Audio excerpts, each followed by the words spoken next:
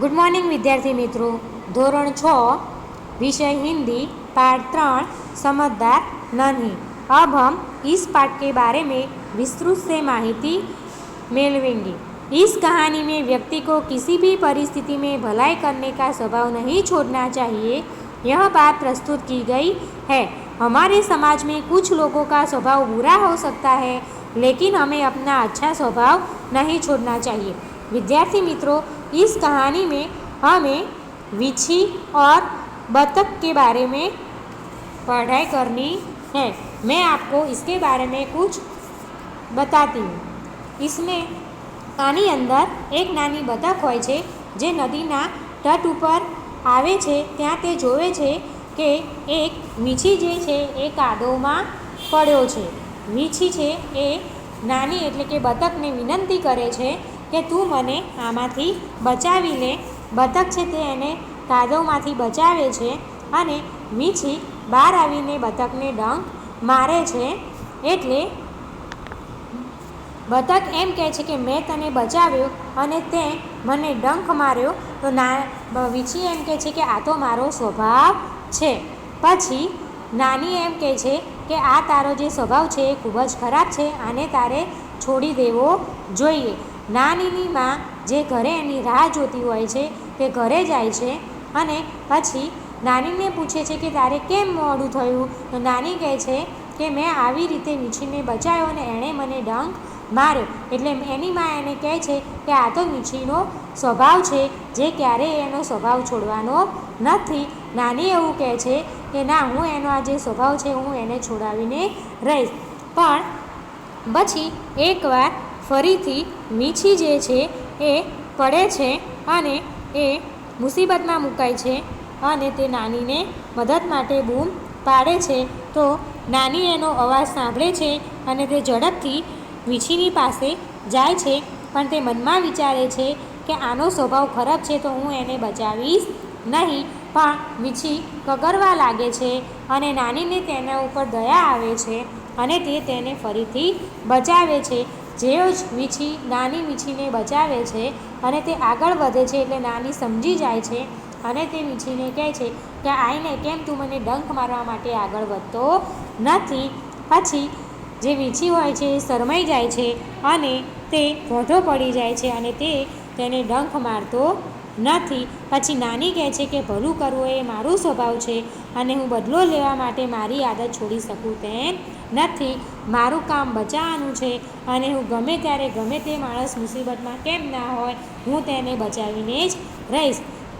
તારું કામ ડંખ મારવાનું છે તો તું ડંખ માર, હું જોઉં છું કે કોણ જીતે છે।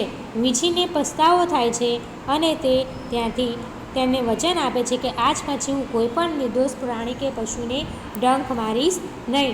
નાની જે છે તે ખુશ થઈને ત્યાંથી ચાલી જાય છે। માં તેને પૂછે છે કેમ મોડું થયું, ત્યારે નાની તેને આખી ઘટના બતાવે છે। માં કહે છે કે ભલા માણસો પોતાની વારંવાર ભલાઈથી એ રીતે ખરાબ માણસોને સાચો માર્ગ બતાવે છે। નાની જે છે એ ખુશ થઈને ઝૂમી ઉઠે છે। હવે આપણે આ પાઠની વિસ્તૃતથી માહિતી મેળવીશું। विद्यार्थी मित्रों બધા જ ध्यान आपजो। नन्ही बतख तट पर आई तब उसने देखा कि एक बिच्छू दलदल में फंसा है। नानी बतख तट पर आई त्यारे तेणे जोयुं कि एक वीछी कादवमां फंसाई गयो छे।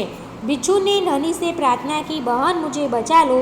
नन्ही को उस पर दया आ गई। उसने बिच्छू को दलदल से उठाकर सूखे स्थान पर रख दिया। वीछी ने नानी ने विनंती करी, बहन मने बचावी ले। नानी ने तेना ऊपर दया आवी गई। तेणे वीछीने कादवमांथी उपाड़ीने सूकी जग्याए मूकी दीधो। बिच्छू को शैतानी सूझी, उसने नन्ही को डंख मार दिया। वीछी ने टीखण सूझ्યું, तेणे नानी ने डंख मार्यो। नन्ही पीड़ा से तड़प उठी, नानी वेदना थी तड़फड़वा लागी। उसने बिच्छी से पूछा, तेणे वीछी ने पूछ्યું, भाई तुमने मुझे डंख क्यों मारा? केम भाई ते मने डंख शा माटे मार्यो? बिच्छू लापरवाही से बोला, क्या करूँ, डंख मारना मेरा स्वभाव है। वीछीए बेदरकारी बोलो, शू करूँ, डंख मारो ए मारो स्वभाव छे। नन्ही बोली, तुम यह गंदी आदत छोड़ दो, नहीं तो कोई मुसीबत में तुम्हारी रक्षा नहीं करेगा। नानी बोली, तू आ खराब आदत छोड़ी दे, नहीं तो मुसीबत में कोई तने मदद करसे नहीं। बिच्छू उसकी बात अनसुनी करके आगे बढ़ गया। वीछी तेनी बात सांभळ्या वगर आगळ जतो रह्यो। नन्ही अपनी माँ के पास नदी के तट में चली गई। माँ ने पूछा, बेटी तुम कहाँ रह गई थी? नानी पोतानी माँ पासे नदी में चाली गई। माए पूछ्યું, नानी बेटी तू क्या रोकाई गई हती? नन्ही बोली, माँ मैं एक बिच्छू दलदल में फंस गया था, उसे बचाने में देर हो गई। नानी बोली, माँ एक मीछी कादो में फसाई गयो हतो, तेने बचाववामां मोडું थई गयुं। माँ खुश होकर बोली, बेटी यह तुमने बहुत अच्छा काम किया।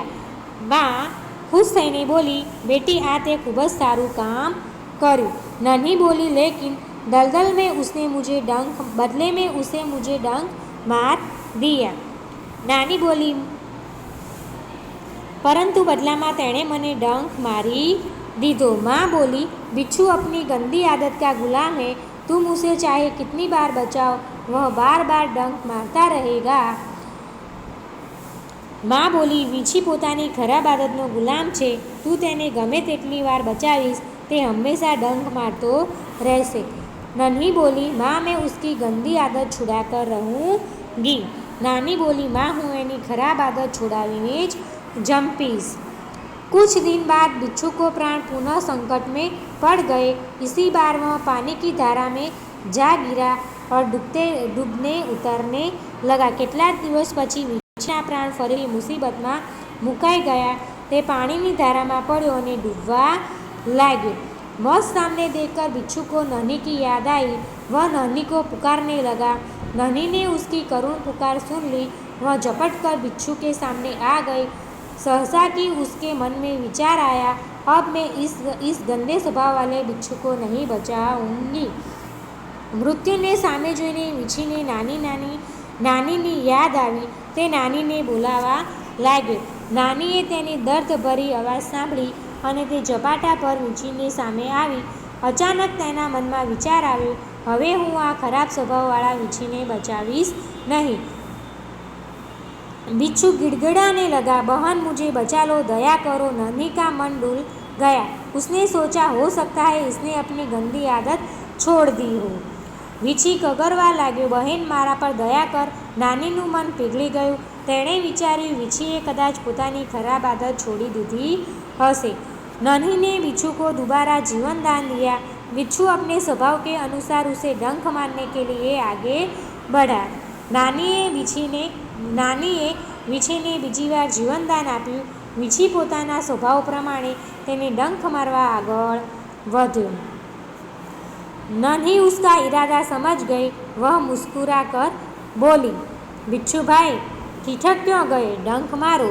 नानी तेनो इरादो समझी गई। ते हसीने बोली, वीछी भाई अटकी केम गया, डंक मारो। बिच्छू शर्म से पानी पानी हो गया। वह खियास कर बोला, बहन एक बात बताओ, मैंने सदा तुम्हारे साथ विश्वासघात किया, फिर भी तुमने मेरे साथ भला ही की, ऐसा क्यों? नानी बोली। वीछी खूब शरमाई गयो। ते भोंठो पड़ीने बोल्यो, बहन एक बात कहे, मैं हमेशा तारी साथे विश्वासघात कर्यो छतां पण ते मारुं भલું कर्युं, एवुं केम? नन्ही बोली, भलाई करना मेरा स्वभाव है, मैं तुमसे बदला लेने के लिए अपनी अच्छी आदत क्यों छोड़ दूँ? मेरा काम बचाना है, मैं मुसीबत में पड़े को बार बार बचाती रहूँगी। तुम्हारा काम डंक मारना है, तुम मारते रहो, देखती हूँ कौन जीतता है। नानी बोली, भલું કરવું એ મારો સ્વભાવ છે, હું બદલો લેવા માટે મારી આ સારી આદત શા માટે છોડી દઉં? મારું કામ બચાવવાનું છે, હું મુસીબતમાં પડેલાને હંમેશા બચાવતી રહીશ। તારું કામ ડંક મારવાનું છે, તું મારતો રહે, જોઉં છું કોણ જીતે છે। बिच्छू पछतावे से भर गया और बोला, नन्ही बहन आज तुम जीत गई। मैं वचन देता हूँ कि अब मैं किसी निर्दोष जीव को डंक नहीं मारूंगा। વીછીને ખૂબ પસ્તાવો થયો અને બોલી, નાની બહેન આજે તું જીતી ગઈ, હું તને વચન આપું છું, હવે હું કોઈ પણ નિર્દોષ પ્રાણીને ડંક મારીશ નહીં। નાની ખુશ હોकर नदी में चली गई। माँ ने आज फिर पूछा, बेटी कहाँ देर कर दी? नन्ही ने पूरी घटना बताई। નાની ખુશ થઈને નદીમાં ચાલી ગઈ. માએ તેને પૂછ્યું, બેટી ક્યાં મોડું થયું? નાનીએ તેને પૂરેપૂરી ઘટના જણાવી. माँ प्यार से बोली, प्यारी समझदार नहीं, भले लोग अपनी बार बार भलाई से इसी तरह बुरे लोगों को भला बनने की राह दिखाते हैं. नन्ही प्रसन्न होकर थिरकने लगी. माँ પ્રેમથી બોલી, પ્રિય સમજુ નાની, ભલા માણસો પોતાની વારંવારની ભલાઈથી આ રીતે જ ખરાબ માણસોને ભલા બનાવવાનો માર્ગ બતાવે છે.